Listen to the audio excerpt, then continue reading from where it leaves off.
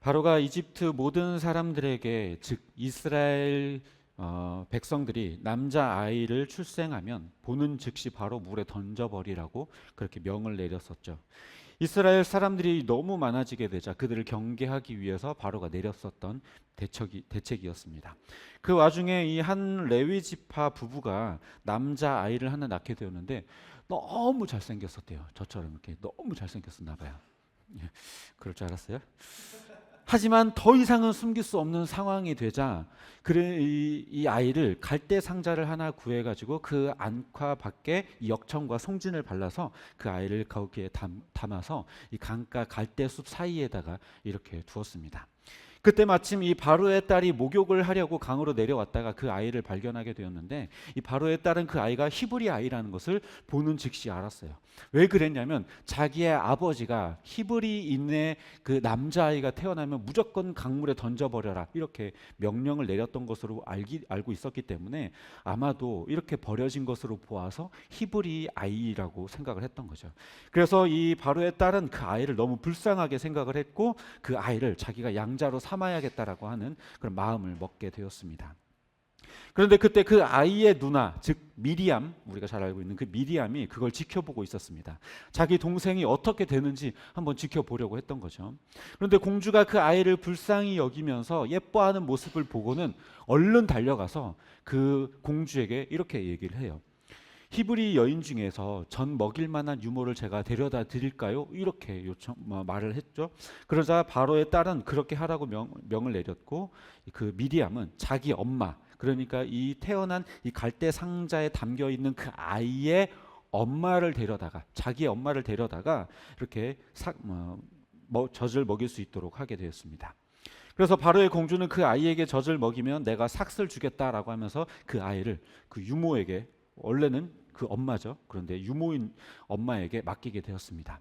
그러니까 이 아이의 엄마는요, 자기 아들이 죽게 되는 것을 피하기도 했고, 또 자기 아들에게 직접 젖을 물리게 되기도 했고, 또 그러면서 양육비까지 받아내는 일석삼조의 효과를 보게 되었습니다.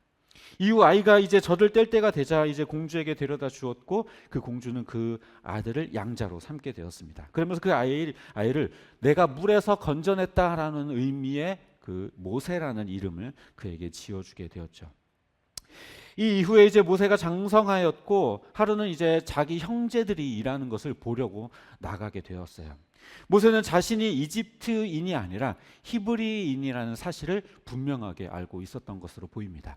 그런데 거기서 히브리인들이 고되게 노동하는 것을 보았는데 그 가운데 어떤 한 이집트 관리자가 이 히브리인을 괴롭히면서 굉장히 심하게 때리는 것을 보게 되었어요. 그래서 그것을 보고 분노가 차올라서 참을 수 없어가지고 그 자리에서 그 이집트 사람을 쳐서 죽여버리게 됩니다. 그리고는 그 이집트 사람을 모래 속에 몰래 감추었어요. 그리고 그 이튿날에도 또 히브리 사람들이 어떻게 일하고 있나 그 동네를 둘러보러 다녔어요. 그런데 히브리인들끼리 서로 싸우는 것을 보게 된 것입니다.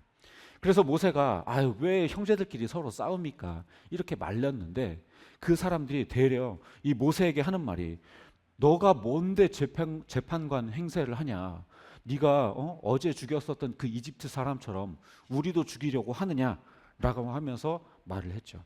그러다 모세는 갑자기 두려움이 생겼어요. 왜냐하면 자기가 그렇게 몰래 사람을 죽였다라고 생각을 했는데 그 일들이 이미 히브리인들 사람 사이에 이미 다 퍼졌다라는 것을 알게 된 거죠. 그래서 이 모세는 너무나 두려워지게 되어서 광야로 도망을 치게 됩니다. 바로도 그것을 알고 모세를 죽이려고 찾았는데 이미 광야로 도망한 친 이후였죠. 그래서 이제 모세는 광야에 있는 그 미디안 땅으로 도망을 쳤는데 거기에서 우물에서 물을 길어서 양떼를 먹이는 미디안 제사장의 7딸들을 보게 되고 그들을 돕게 됩니다. 그것을 이제 그 아버지였던 루엘이 알게 되고 그 루엘이 그를 데려와라 이렇게 얘기를 해서 자기의 집으로 모세를 초청을 하고는 그 자기의 딸 가운데 십보라라고 하는 딸을 그에게 주어서 아내로 삼도록 하게 되었습니다. 그래서 모세는 십보라와 혼인을 하게 됐고 아들을 낳게 되었는데 그 아들의 이름을 또 게르솜, 이 게르솜이라고 하는 이름은 내가 이방 땅에서 나그네가 되었다라는 뜻을 가지고 있는 그 이름을 짓게 되었습니다. 그렇게 세월이 지나 이집트에 있었던 그 바로 왕이 죽었고 오랜 세월이 지나고 이 이스라엘은 고된 노동으로 인해서 하나님께 부르짖었고 하나님께서 그들의 부르짖음을 들으시고 아브라함과 이삭과 야곱에게 세웠던 그 언약들을 기억하여서 이스라엘 자손들을 구원하시기로 이제 작정하신다라고 말을 하면서 이 2장이 마무리를 짓게 됩니다. 우리가 살펴볼 본문 말씀이 2장 전체인데요. 이 모세의 인생을 보면요, 매우 극적인 삶을 살았던 것으로 보이죠. 만일 바로의 계획대로였다면요, 모세는 태어나자마자 바로 죽었을 거예요. 물에 던져져서 바로 죽게 되었을 것입니다. 그리고 또 태어났더라도, 그리고 또 물속에 버려지지 않게 되었더라도, 이 갈대 상자에 담겨서 물가에 놓였을 때라도 바로의 딸의 눈에 띄지 않고 만약에 이 이집트의 군사에게 발견됐다면 그 즉시 또 죽었을 것이고, 이집트 사람에게 또 발견되었더라도 또 죽었을 것입니다. 그리고 또 바로의 딸이 발견하고 그 아이를 불쌍하게 여기지 않았다면, 그것을 만약에 바로에게 알렸다면 혹 자기가 직접 죽였을 수도 있겠죠. 그랬다면 또 이 모세는 살지 못했을 겁니다. 모세는 그 이름의 뜻과 같이 말 그대로 완전히 물에서 건짐받은, 죽음에서부터 살려진 그런 삶을 살게 된 인물이었죠. 하지만 우리가 아는 것처럼 또 곧바로 위기에 또 봉착하게 됩니다. 이집트 사람을 죽였다가 그 일이 탄로나서 이집트 왕궁에서 도망쳐 나오게 된 것이죠. 이스라엘 사람들을 도와주려다가 인생이 완전히 폭망해 버렸어요. 왕자의 신분에서 도망자의 신분으로 완전히 바뀌어 버렸고, 왕궁에서 살다가 광야, 아무것도 없는 황무지에서 살게 되어 버렸죠.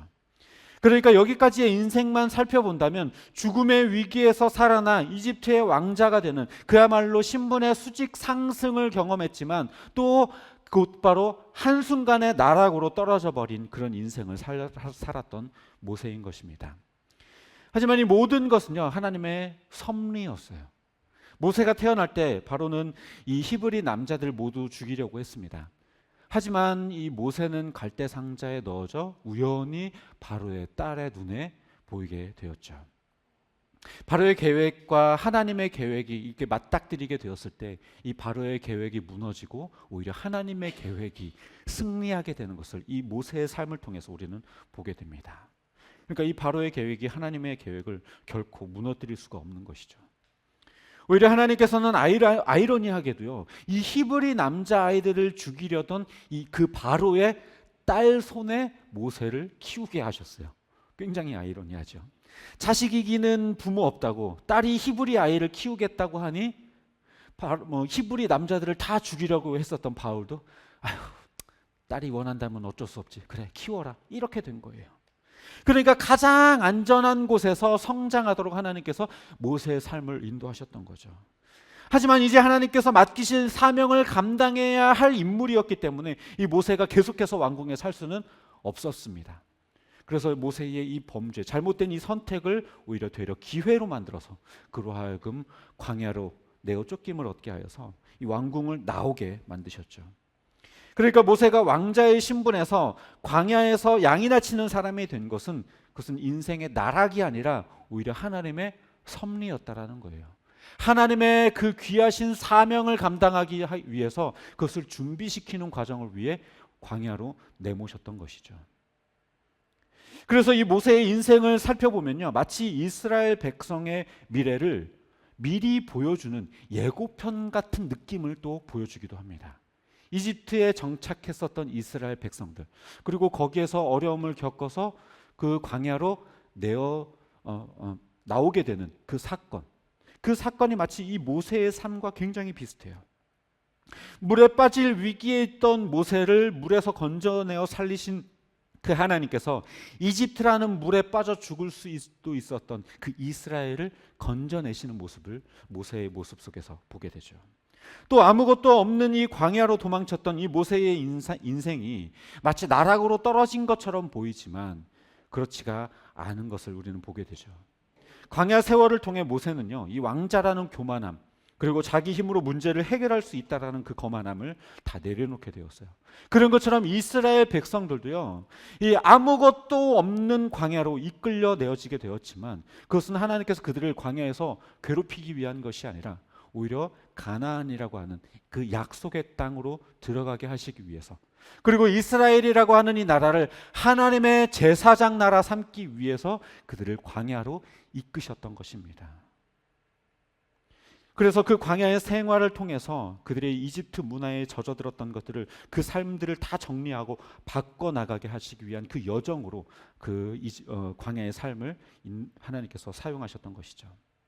그러니까 이 모세의 삶이라고 하는 것은요, 그냥 개인으로서의 겪게 된 일련의 인생 과정이 아니라 이스라엘 백성들을 이끌어 나가기 위해서 미리 경험한 삶이 되었다는 것이죠. 우리도요, 때로 참기 어려운 고통의 순간을 지날 때가 있습니다. 그게 도대체 어떤 의미인지 모르고 괴롭기만 하겠지만 그 순간을 지나고 세월이 지나고 나면 어떻습니까? 내가 겪었던 그 경험, 그 고통이 다른 누군가를 위로할 수 있는 하나의 자원이 되기도 하고, 다른 누군가에게 조언을 들려줄 수 있는 그런 밑바탕이 되기도 하죠.